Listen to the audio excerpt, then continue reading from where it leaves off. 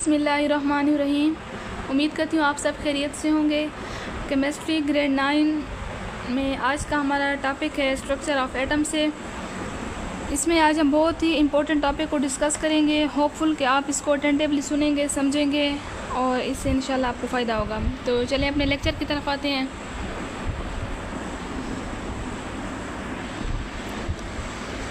Topic है fundamental particles of atom. Atom के structure के बारे में हमने पीछे पढ़ा था।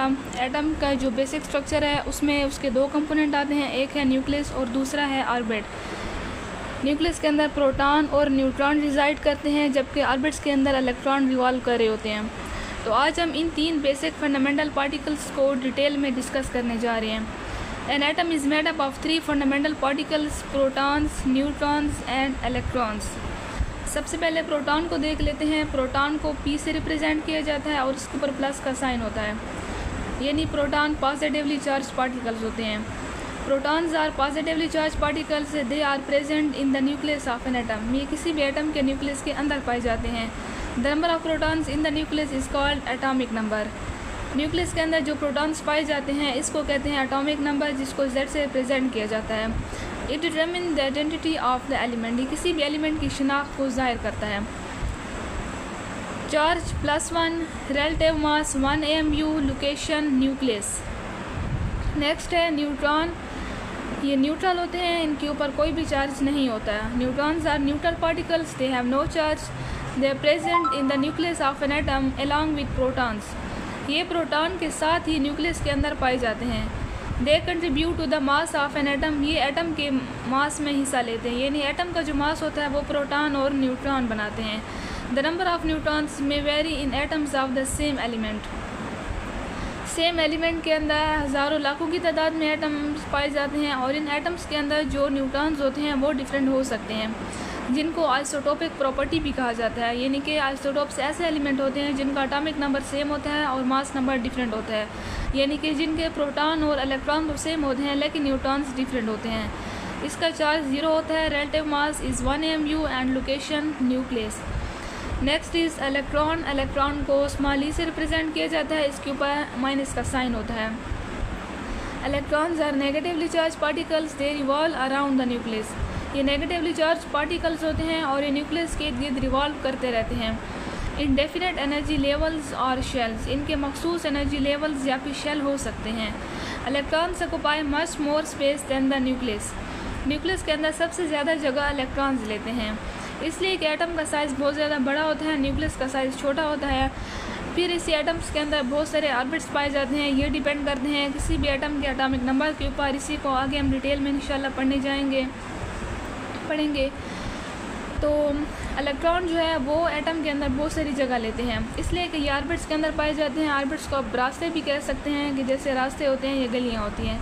दे are responsible for the chemical properties of an element. ये किसी भी एलिमेंट की केमिकल प्रॉपर्टीज़ के लिए रिस्पॉन्सिबल होते हैं। इसका चार्ज -1 है, रिलेटिव इसका मास है 1 × 1836 AMU, यानी कि 1836 AMU का ये सिर्फ एक हिस्सा होता है, या फिर 0 AMU भी आप इसको कह सकते हैं। Location around nucleus in energy levels. Next है एटम का स्ट्रक्चर। हम देख लेते हैं एटम के स्ट्रक्चर के अंदर ये जो सेंटर पोर्शन आपको नज़र आ रहा है रेड और ग्रीन डॉट से, जिसको रिप्रेजेंट किया गया है स्टूडेंट, तो ये बेसिकली हमारे पास हैं protons and neutrons. Red dot protons हैं जिनको पॉजिटिव चार्ज से रिप्रेजेंट किया गया है, और जो ग्रीन डॉट है वो न्यूट्रॉन है। आप देख सकते हैं इनके ऊपर कोई भी चार्ज नहीं है, ये न्यूट्रल पार्टिकल्स हैं। नेक्स्ट एटम है और इसके अंदर डिफरेंट ऑर्बिट्स हैं ब्लैक कलर से, जिनको रिप्रेजेंट किया गया है, और इनके अंदर ब्लू डॉट है जो कि हमारे पास हैं इलेक्ट्रॉन्स। और आप देख सकते हैं कि इलेक्ट्रॉन के ऊपर नेगेटिव चार्ज है। इसके की पॉइंट्स ये हैं student, the nucleus contain protons and neutrons. के न्यूक्लियस के अंदर प्रोटॉन और न्यूट्रॉन होते हैं। Electrons move around the nucleus in shells. Electron जो है वो शेल्स के अंदर रिवॉल्व करते रहते हैं। The atom is electrically neutral because the number of protons equals the number of electrons. Atom को आप इलेक्ट्रिकली न्यूट्रल कह सकते हैं क्योंकि स्टूडेंट्स प्रोटॉन और इलेक्ट्रॉन की तादाद बराबर होती है, यानी positive charge is equal to negative charge. Almost all the mass of an atom is in the nucleus. तकरीबन एटम का जितना भी मास होता है स्टूडेंट वो न्यूक्लियस के अंदर होता है, क्योंकि प्रोटॉन और न्यूट्रॉन हैवियर पार्टिकल हैं देन द इलेक्ट्रॉन्स। नेक्स्ट इसकी कंपैरिजन टेबल है। ये पार्टिकल्स हैं प्रोटॉन, न्यूट्रॉन और इलेक्ट्रॉन। उसका चार्ज है प्रोटॉन पे +1 है, न्यूट्रॉन पे 0 है और इलेक्ट्रॉन पे है -1। रिलेटिव एटॉमिक मास, जिसको एटॉमिक मास यूनिट भी कहा जाता है, प्रोटॉन का 1 है, न्यूट्रॉन के लिए भी 1 है और इलेक्ट्रॉन के लिए ये ऑलमोस्ट 0 होता है। लोकेशन फिर वही है, प्रोटॉन न्यूक्लियस में पाए जाते हैं, न्यूट्रॉन न्यूक्लियस में पाए जाते हैं, जो इलेक्ट्रॉन है वो एनर्जी लेवल्स में पाए जाते हैं। इसके इंपॉर्टेंट नोट्स ये हैं कि एटॉमिक नंबर जिसको Z से रिप्रेजेंट किया जाता है, it is the number of protons. Mass number which is represented by A, it is the number of protons plus neutrons. Isotopes the same atomic number but different number of neutrons. Atomic number तो same होता है जो कि protons से हम लेते हैं, जबकि जो मास नंबर होता है वो डिफरेंट होता है क्योंकि उसमें फिर प्रोटॉन और न्यूट्रॉन दोनों लिए जाते हैं। Ions are formed when atoms gain और लॉस इलेक्ट्रॉन्स। आयंस उस वक्त बनते हैं जब एटम इलेक्ट्रॉन को गेन या फिर लॉस करता है। For example for carbon 12, carbon का एटॉमिक नंबर 6 है और मास नंबर है 12। एटॉमिक नंबर 6 है, इसमें 6 प्रोटॉन है, मास नंबर है 12, यानी कि इसमें न्यूट्रॉन्स अगर हम मालूम करना चाहें तो 12 - 6 = 6। Electrons in neutral atom = 6। Electronic configuration = 2 × 4। इसका एटॉमिक नंबर 6 है। स्टूडेंट, आगे हम इलेक्ट्रॉनिक कन्फिग्रेशन को पढ़ते हैं जो कि पूरी केमिस्ट्री के अंदर मोस्ट इंपॉर्टेंट टॉपिक माना जाता है।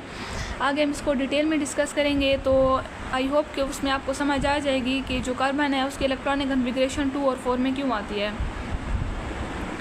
नेक्स्ट इसका जो की आइडिया है इस टॉपिक का वो ये है, protons define the element. Proton किसी भी एलिमेंट को डिफाइन करते हैं। न्यूट्रॉन्स गिव मास, न्यूट्रॉन मास बताते हैं। एंड इलेक्ट्रॉन्स क्रिएट प्रॉपर्टीज़, और इलेक्ट्रॉन की वजह से प्रॉपर्टीज़ क्रिएट होती हैं।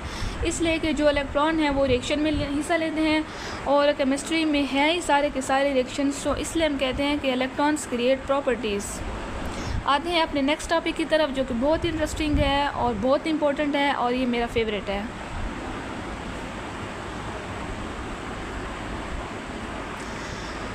तो चलें स्टूडेंट, हम आज पढ़ेंगे इलेक्ट्रॉनिक कन्फिग्रेशन।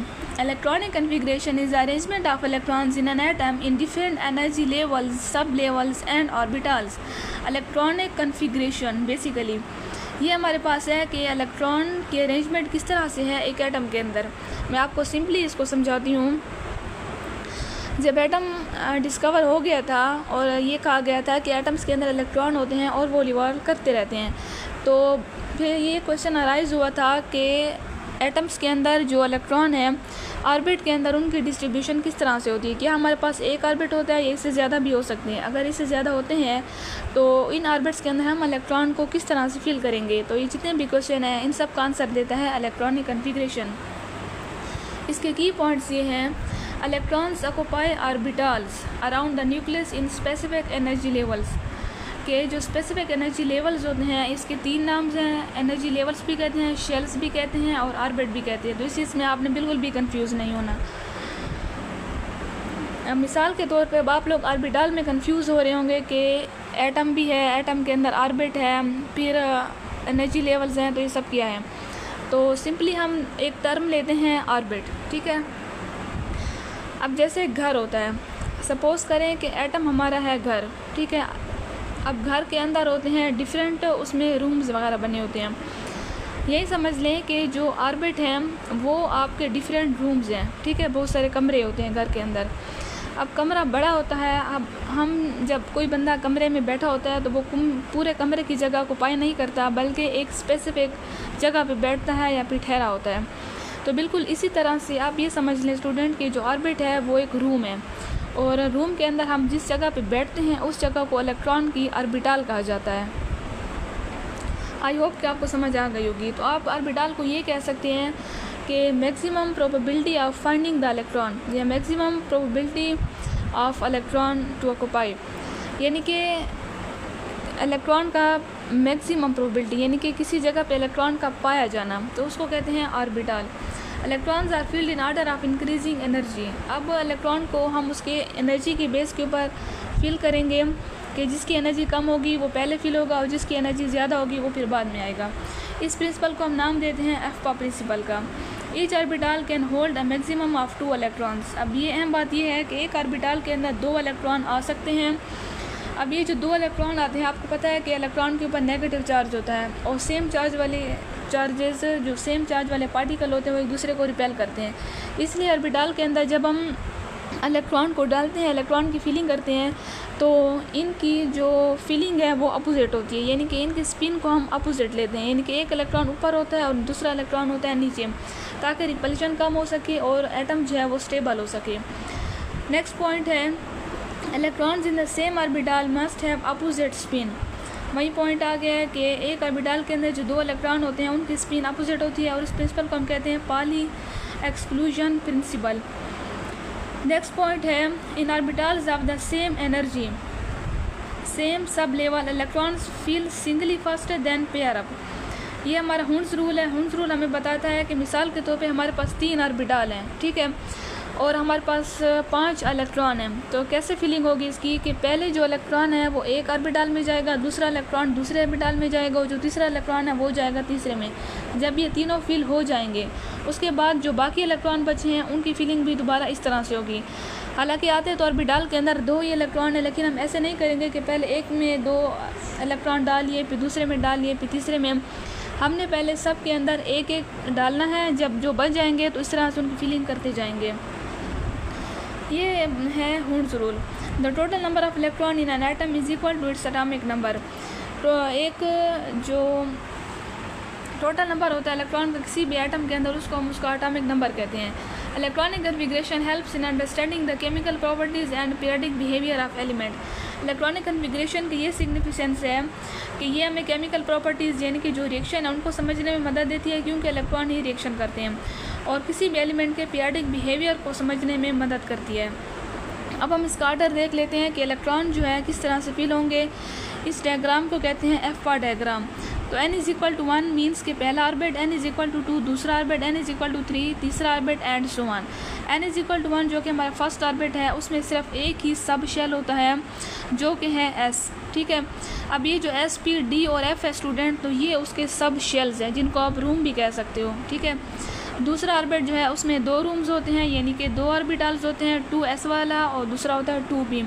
इस तरह से जो तीसरा है, यानी कि जो तीसरा घर भी आप कह सकते हो, उसमें 3 रूम्स हैं, 3s, 3p और 3d एंड सो ऑन। पहले आपने सिंपली ये वाली एक टेबल बना लेनी है, n इज इक्वल टू 1 लिख लेना है, तो 1s, दूसरे में n इज इक्वल टू 2 है तो 2s इस तरह से लिखते जाना है, और जो दूसरा ऑर्बिट होगा उसमें 2 होंगे, 2s और 2p। आप जो n इज इक्वल टू 2 के अंदर 3p नहीं लिख सकते हो, ठीक है स्टूडेंट, क्योंकि वो तीसरे ऑर्बिट में आता है। तो इसके फिलिंग ऑर्डर अब ये है। अब इसमें एक इम्पोर्टेंट पॉइंट आने वाला है, इसमें आपने कंफ्यूज नहीं होना।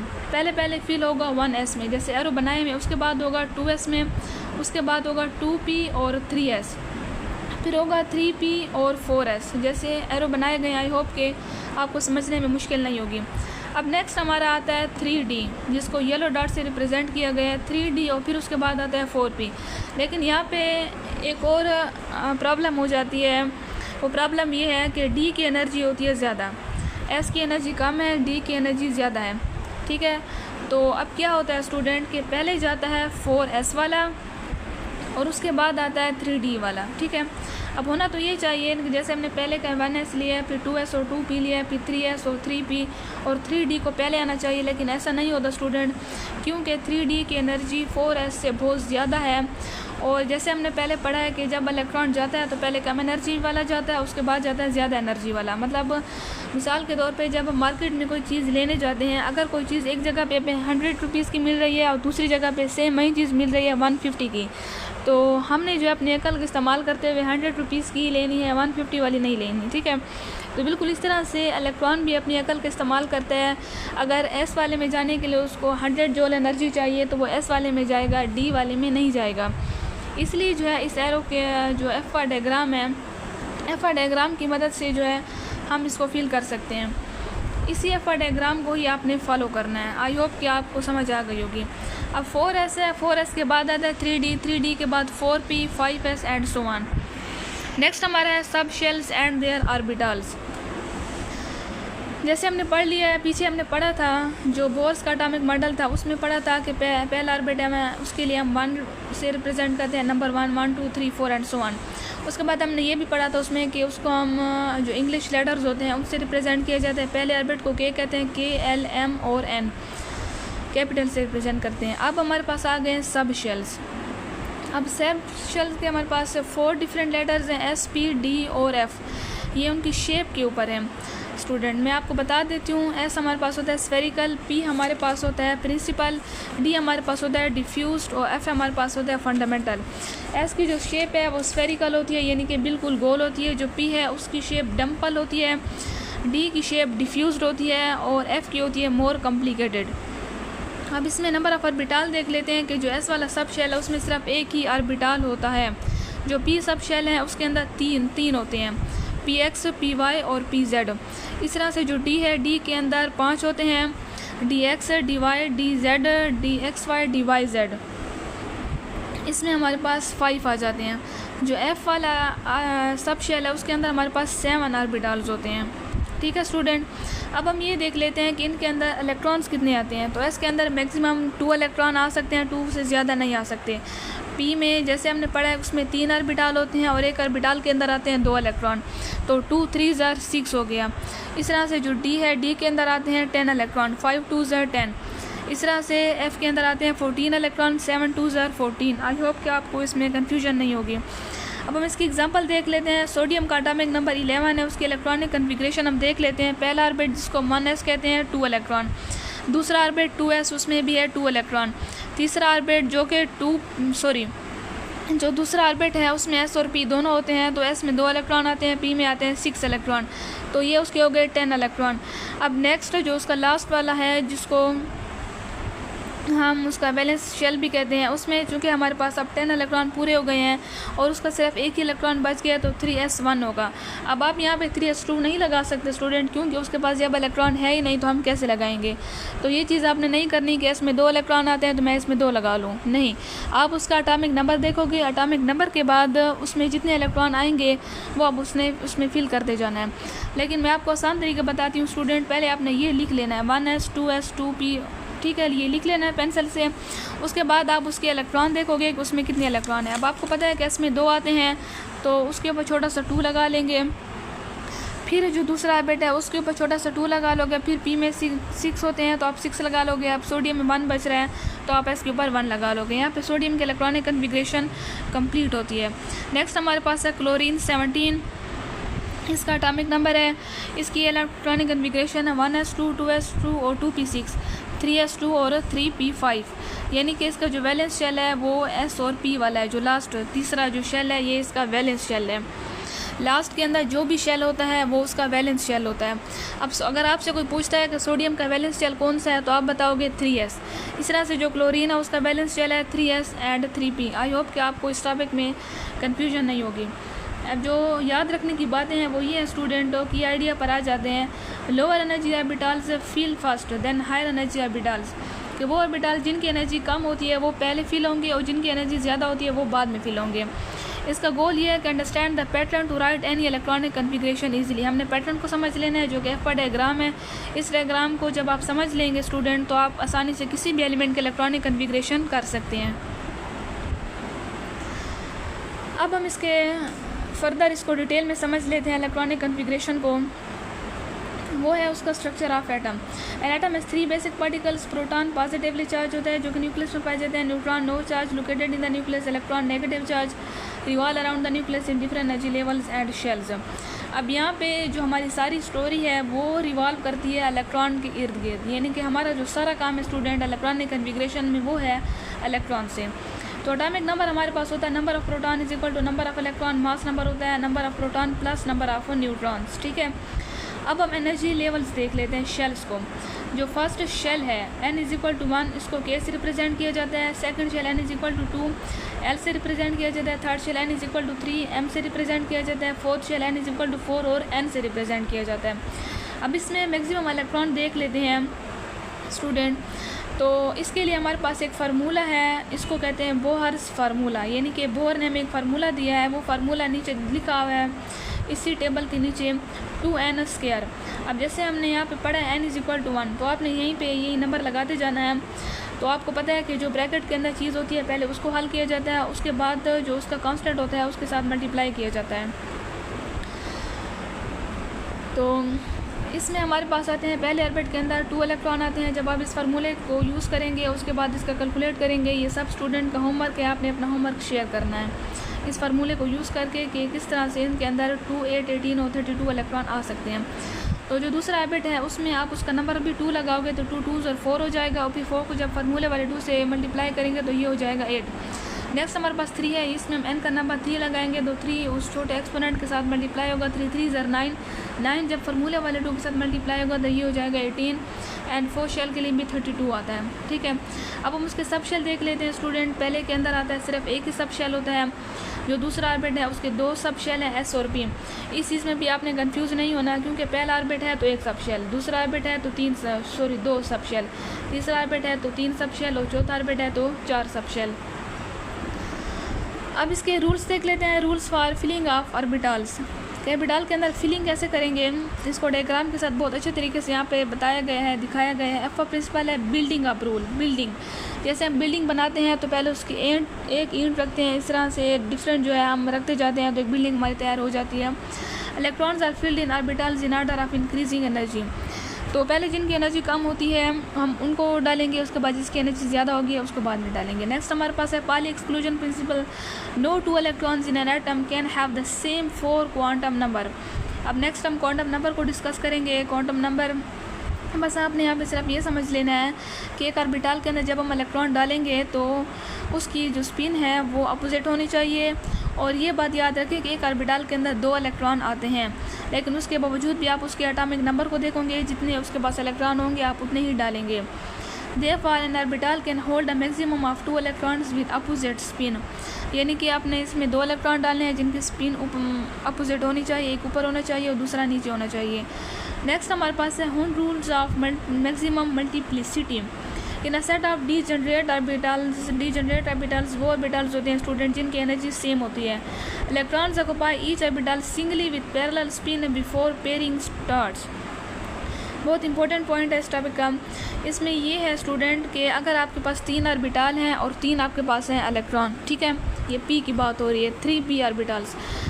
आपके पास 3 इलेक्ट्रॉन है स्टूडेंट, आपने एक ऑर्बिटल के अंदर एक इलेक्ट्रॉन डाल लेना है, इसका जो एरो है वो ऊपर लगाना है, दूसरे में दूसरा और तीसरे में तीसरा। आपने ऐसे नहीं करना है कि एक ऑर्बिटल के अंदर मैं 2 इलेक्ट्रॉन डाल लूँ, ये गलत मेथड है, ये रॉन्ग है। इस तरह से आपने तीनों इलेक्ट्रॉन एक एक करके डाल लेने हैं और इनकी जो स्पिन है वो सेम ही रखनी है, अपोजिट अभी नहीं रखनी। अपोजिट आता है जब एक ऑर्बिटल के अंदर हम करते हैं, जैसे ऊपर बताया गया पाली एक्सक्लूजन प्रिंसिपल में कि आप इन्हीं के साथ अगर आप दूसरा रखोगे एक उसी ऑर्बिटल के अंदर सेम ऑर्बिटल में, तो तब आप उसके जो डायरेक्शन है उसको नीचे लाओगे। ठीक है, नेक्स्ट है principle of minimum energy. Electrons always enter the lowest available energy orbital first. के इलेक्ट्रॉन पहले उस में जाएंगे, उस ऑर्बिट में जाएंगे जिसकी एनर्जी कम होगी। नेक्स्ट हमारे पास है n+l rule. The order of filling orbitals depend on the value of n+l। पहले जो हमने ये फार्मूला पढ़ा है 2n² वाला स्टूडेंट, तो ये है order of filling electrons in shells.